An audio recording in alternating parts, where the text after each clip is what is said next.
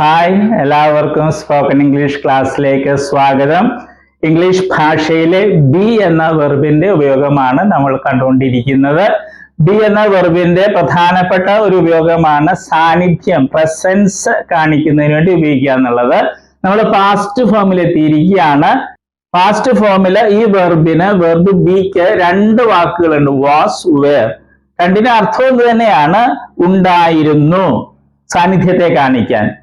Was എന്നുള്ളത് singular, where എന്നുള്ളത് പ്ലൂരല്. നമ്മൾ നേരത്തെ കാണുകയുണ്ടായി ഇംഗ്ലീഷ് ഭാഷയില് ഈ ബി എന്ന വെർബിന് മാത്രമേ പാസ്റ്റ് ഫോമില് രണ്ട് വാക്കുകളുള്ളൂ. സിംഗുലറിന് ഒരെണ്ണം, പ്ലൂരലിന് വേറൊരു വാക്ക്. മറ്റെല്ലാ വെർബ്സിനും ഒരു വാക്കേ ഉള്ളൂ പാസ്റ്റ് ഫോമില്. സിംഗുലർ ആയാലും പ്ലൂരൽ ആയാലും ആ വാക്ക് തന്നെ ഉപയോഗിക്കുള്ളൂ. അപ്പൊ ഇതിന്റെ അർത്ഥം നമ്മൾ കണ്ടു. വേറിന്റെ അർത്ഥം എന്താണ്? ഉണ്ടായിരുന്നു. ഇത് പ്ലൂരലാണ്, വാസ് സിംഗുലർ ആണ്. നമ്മളൊരു വാചകം എഴുതിയിട്ടുണ്ട്, വി വേർ ഹിയർ, ഞങ്ങൾ ഇവിടെ ഉണ്ടായിരുന്നു, അല്ലെങ്കിൽ നമ്മൾ ഇവിടെ ഉണ്ടായിരുന്നു. ഉണ്ടായിരുന്നതിന് പകരം നമുക്ക് ആയിരുന്നു, അത് നമ്മൾ മലയാളത്തിൽ പറയും സാന്നിധ്യത്തെ കാണിക്കാൻ വേണ്ടി. ഇവിടെ ആയിരുന്നു എന്നുണ്ട്, അത് അവസ്ഥയെ കാണിക്കാൻ, അവൻ സന്തോഷവാനായിരുന്നു, അത് വേറെ ഒരു ഉപയോഗം. പക്ഷെ അതേ വാക്ക് തന്നെ സാന്നിധ്യത്തെ കാണിക്കാൻ വേണ്ടി നമ്മൾ മലയാളത്തിൽ ഉപയോഗിക്കും. അത് മലയാളത്തിന്റെ പ്രത്യേകതയാണ്. ഇപ്പൊ നമ്മൾ ഇവിടെ കുറച്ച് വാക്കുകൾ എഴുതിയിട്ടുണ്ട്, ഇതെല്ലാം പ്ലൂരൽ ആണെന്ന് നമുക്കറിയാം. We, you, they, my friends, your teachers. അപ്പൊ അതിൻ്റെ കൂടെ വേർ ഉപയോഗിക്കും. ഇപ്പൊ നമുക്ക് നോക്കാം. വി വേർ ഹിയർ, ഞങ്ങൾ ഇവിടെ ഉണ്ടായിരുന്നു. We were here. പഠിക്കുമ്പോൾ എപ്പോഴും അങ്ങനെ പഠിക്കണേ. വി വേർ ഒരുമിച്ച് പറയണം, ഹിയർ വേറെ ആയിട്ട്. വി വേർ ഹിയർ, ഞങ്ങൾ ഇവിടെ ഉണ്ടായിരുന്നു. We were there, ഞങ്ങൾ അവിടെ ഉണ്ടായിരുന്നു. We were in the classroom, ഞങ്ങൾ ക്ലാസ് റൂമിൽ ഉണ്ടായിരുന്നു, അല്ലെങ്കിൽ ഞങ്ങൾ class റൂമിലായിരുന്നു. We were in the house, ഞങ്ങൾ വീട്ടിലുണ്ടായിരുന്നു.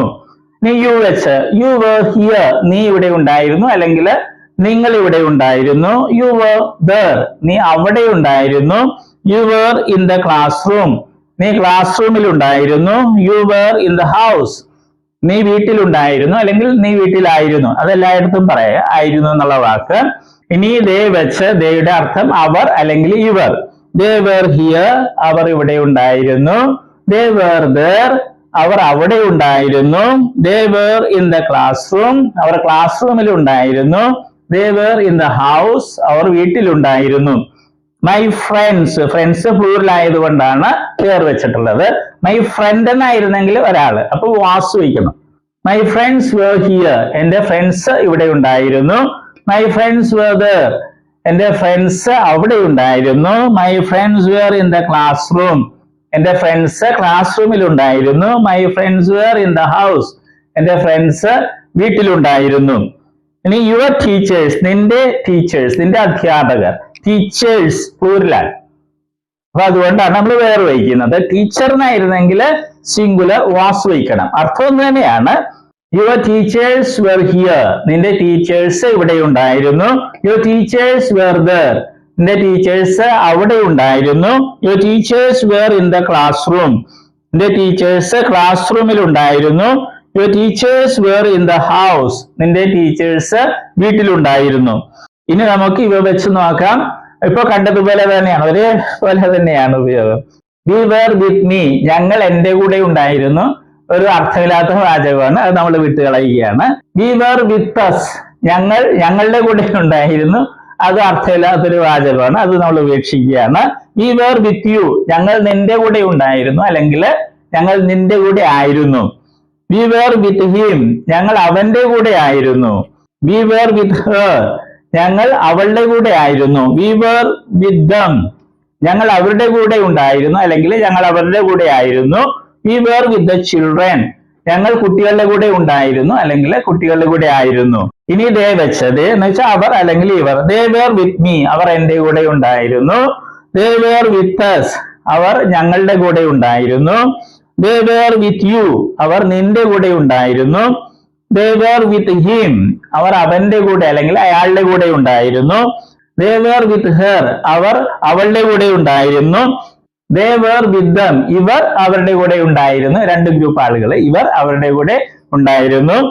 They were with the children, അവർ കുട്ടികളുടെ കൂടെ ഉണ്ടായിരുന്നു, അല്ലെങ്കിൽ കുട്ടികളുടെ കൂടെ ആയിരുന്നു അവർ. ഇനി മൈ ഫ്രണ്ട്സ്, ഇതുപോലെ തന്നെ my friends were with me, എന്റെ ഫ്രണ്ട്സ് എന്റെ കൂടെ ഉണ്ടായിരുന്നു.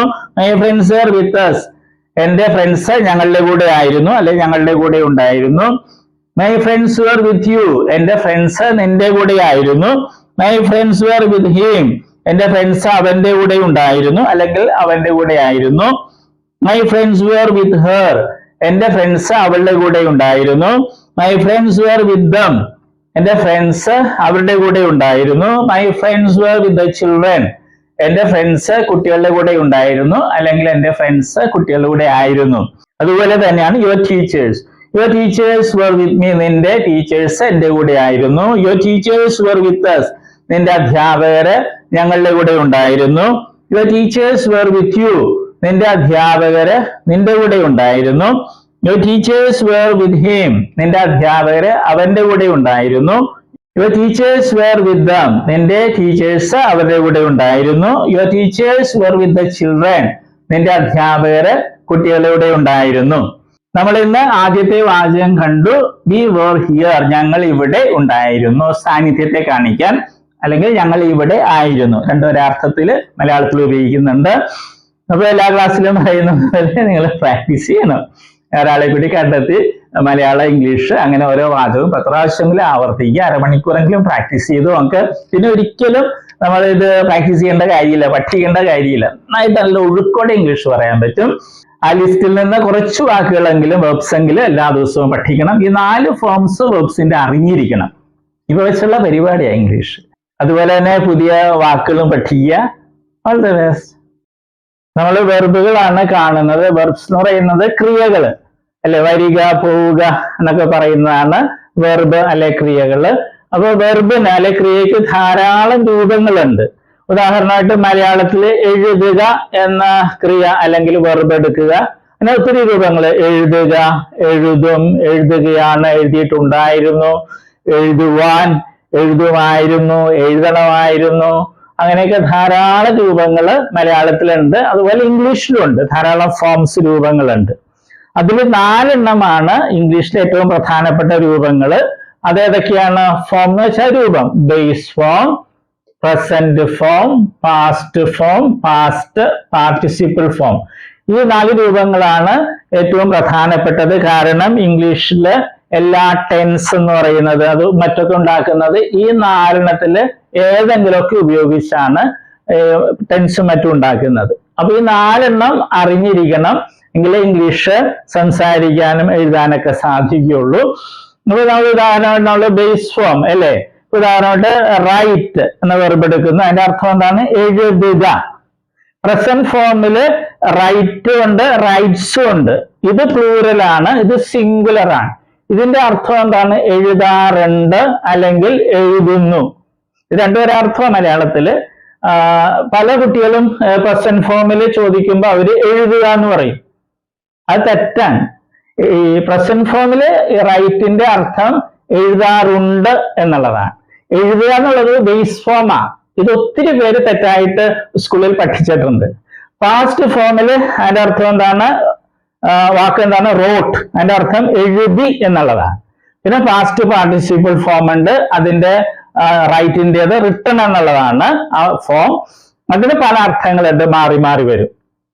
പിന്നെ ഒരു കാര്യം നമ്മൾ അറിഞ്ഞിരിക്കുക, ഈ ബേസ് ഫോമും പ്രസന്റ് ഫോം പ്ലൂറലും, ബേസ് ഫോമും പ്രസന്റ് ഫോം പ്ലൂറലും ഇംഗ്ലീഷ് ഭാഷയിലെ വെർബുകൾക്ക് ഒരെണ്ണത്തിനൊഴികെ, ബി എന്ന വെർബിനൊഴികെ ബാക്കി എല്ലാ വെർബുകൾക്കും ഒരേപോലെയാണ്. സ്പെല്ലിങ്ങും ഉച്ചാരണമൊക്കെ ഒരേപോലെ തന്നെയാണ്. ഏത്? ബേസ് ഫോമും പ്രസന്റ് ഫോം പ്ലൂറലും. അർത്ഥം വ്യത്യാസമുണ്ട്. ബേസ് ഫോമിൽ എഴുതുക എന്നുള്ളതാണ് റൈറ്റ് എന്ന് പറയുമ്പോൾ, പ്രസന്റ് ഫോമിൽ റൈറ്റ് എന്ന് പറയുമ്പോൾ എഴുതാറുണ്ട് എന്നുള്ളതാണ്. ഇംഗ്ലീഷ് ഭാഷയിൽ 1,70,70,000-ലധികം വെർബുകൾ, ക്രിയകളുണ്ട്. അപ്പൊ അതില് ഈ വെർബ് ഒഴിച്ച്, ബി എന്നൊരു വെർബ് ഉണ്ട് ഇംഗ്ലീഷില്, അത് ഒഴിച്ച് ബാക്കി എല്ലാ വെർബുകളുടെയും ബേസ് ഫോമും പ്രസന്റ് ഫോം പ്ലൂറലും ഒരേപോലെ, ഒരേ സ്പെല്ലിംഗ്, ഒരേ ഉച്ചാരണം. ഓക്കെ, അതുകൊണ്ട് നമ്മൾ ഇത് പ്രത്യേകിച്ച് പഠിക്കില്ല. നമ്മൾ ഇത് 3 പഠിക്കുന്നത്.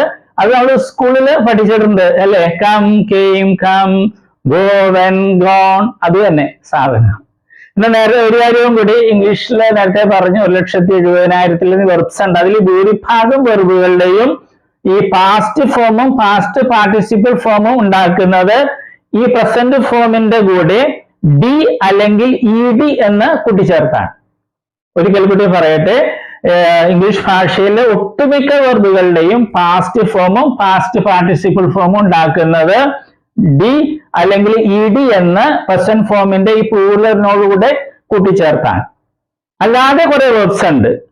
അപ്പൊ പക്ഷെ അതാണ് നമുക്ക് ഒത്തിരി ഉപയോഗിക്കുന്നത്. അതിലൊരു ഒരെണ്ണമാണ് ഇത്, റൈറ്റ്, റോട്ട്, റിട്ടൺ. ഇത് മൂന്ന് രീതിയാണ്. റൈറ്റ് ഇത് വേറെ രീതി, റോട്ട് ഇത് റിട്ടൺ. ഓക്കെ, അപ്പൊ നമ്മൾ ഇത് മൂന്നും പഠിക്കുള്ളൂ. നേരത്തെ പറഞ്ഞതുപോലെ ഇത് പ്രത്യേകിച്ച് പഠിക്കേണ്ട കാര്യമില്ല, ബേസ് അർത്ഥം അറിഞ്ഞിരുന്നാൽ മതി. ഓക്കെ, ഇപ്പൊ കമ്മിന്റെ അർത്ഥം എന്ന് പറഞ്ഞാൽ വരിക. ബേസ് ഫോമിൽ കം എന്ന് പറഞ്ഞാൽ വരിക എന്നായിരിക്കും. പ്രസന്റ് ഫോമിൽ വരാറുണ്ട് എന്നായിരിക്കും അർത്ഥം. ഉച്ചാരണവും സ്പെല്ലിങ്ങും ഒന്ന് തന്നെ ആയിരിക്കും. അപ്പൊ നമ്മളിത് 3 സ്കൂളിൽ നമ്മൾ പഠിച്ചിട്ടുണ്ട്. അത് ശരിയായിട്ടൊന്ന് മനസ്സിലാക്കണമെന്നേ ഉള്ളൂ. നമ്മളൊരു 16 ലിസ്റ്റ് വെർബുകൾ ഉണ്ടാക്കിയിട്ടുണ്ട്. ഏറ്റവും കൂടുതൽ ഉപയോഗിക്കുന്ന വെർബ്സ് ആണ് ഡി, ഇടിയും ചേർത്തതും ഉണ്ട്. പിന്നെ ഈ പ്രത്യേകതയുള്ള വെർബ്സും ഉണ്ട്. അത് നമ്മൾ പഠിക്കണം. വെർബുകളുടെ ലിസ്റ്റില് 6ാമത്തെ ലിസ്റ്റാണ് നമ്മൾ ഇന്ന് കാണുന്നത്. അപ്പൊ 4 ഫോംസ് ആണ് ഏറ്റവും പ്രധാനപ്പെട്ടത് ഇംഗ്ലീഷ് ഭാഷയിലെ വെർബുകളുടേത്. ആ 4 ഫോംസ് ഉപയോഗിച്ചാണ് എല്ലാ ടെൻസുകളും മറ്റുണ്ടാക്കുന്നത് നമ്മൾ കണ്ടു. പക്ഷെ നമ്മൾ 3 ഫോം പഠിച്ചാൽ മതി, പ്രസന്റ് ഫോമും പാസ്റ്റ് ഫോമും പാസ്റ്റ് പാർട്ടിസിപ്പിൾ ഫോമും. ബേസ് ഫോം പ്രത്യേകിച്ച് പഠിക്കേണ്ടതില്ല, കാരണം ബേസ് ഫോമും പ്രസന്റ് ഫോം പ്ലൂറലും വെർബുകളുടേത് ഇംഗ്ലീഷിൽ ഒരേപോലെ ഇരിക്കും. ഉച്ചാരണവും സ്പെല്ലിങ്ങും അർത്ഥം വ്യത്യാസമുണ്ട്, അത് മറക്കരുത്. പിന്നെ പ്രസന്റ് ഫോമിന് സിംഗുലറും പ്ലൂറലും ഉണ്ട്. എസ് സാധാരണ ചേർക്കുമ്പോൾ സിംഗുലർ കിട്ടും, മറ്റേത് പ്ലൂറല്. അർത്ഥമൊക്കെ ശരിക്കും പഠിക്കുക. അപ്പൊ നമുക്ക് വായിച്ചു തുടങ്ങാം. Present form, past form, past participle form മാത്രമാണ്. Lead, led, led, read, read, read. ഉച്ചാരണം റീഡിന്റെ ശ്രദ്ധിക്കണേ. പാസ്റ്റ് ഫോമും പാസ്റ്റ് പാർട്ടിസിപ്പിൾ ഫോമും സ്പെല്ലിംഗ് ഒന്നാണ്, പക്ഷെ ഉച്ചാരണം വ്യത്യാസമുണ്ട്. റീഡ് റെഡ്, റെഡ് എന്നാണ്. Feed, fed, fed. Speed, sped, sped. Play, fled, fled. Pay, paid, paid. Lay, laid, laid. Say, said, said. Hear, heard, heard. ഈ വെർബുകളുടെ പ്രത്യേകത എന്താണ്? ഇവയുടെ പാസ്റ്റ് ഫോമും പാസ്റ്റ് പാർട്ടിസിപ്പിൾ ഫോമും ഡി എന്നോ ഇ ഡി എന്നോ കൂട്ടിച്ചേർത്തല്ല ഉണ്ടാക്കുന്നത്, വ്യത്യാസമുണ്ട്. അതുകൊണ്ട് ഇവ കാണാപ്പാഠം പഠിക്കേണ്ടതാണ്. ഇനിയുള്ള വെർബുകൾ നമ്മൾ നേരത്തെ കണ്ടതുപോലെ ഡി എന്നോ ഇ ഡി എന്നോ പ്രസന്റ് ഫോം പ്ലൂറലിന്റെ കൂടെ ചേർത്താണ് പാസ്റ്റ് ഫോമും പാസ്റ്റ് പാർട്ടിസിപ്പിൾ ഫോമും ഉണ്ടാക്കുന്നത്. നമ്മൾ കാണുകയാണ്. Arrange, arranged, arranged. Attack, attacked, attacked. Attempt, attempted, attempted. Breathe, breathe, breathe. Clap, clapped, clapped. Cure, cured, cured. Deserved, deserved, deserved. Escape, escaped, escaped. Dry, dried, dried. Face, faced, faced. Increase, increased, increased. Influence, influenced, influenced. Fool, fooled, fooled. Practice, practiced, practiced. Pull, pulled, pulled. Question, questioned, questioned. Race, raced, raced.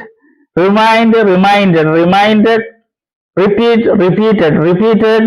Request, requested, requested. ഓർക്കുക, ഈ വെർബുകളൊക്കെ ഇംഗ്ലീഷിൽ ഏറ്റവും കൂടുതൽ ഉപയോഗിക്കുന്ന വെർബുകളുടെ ലിസ്റ്റിൽ പെട്ടതാണ്.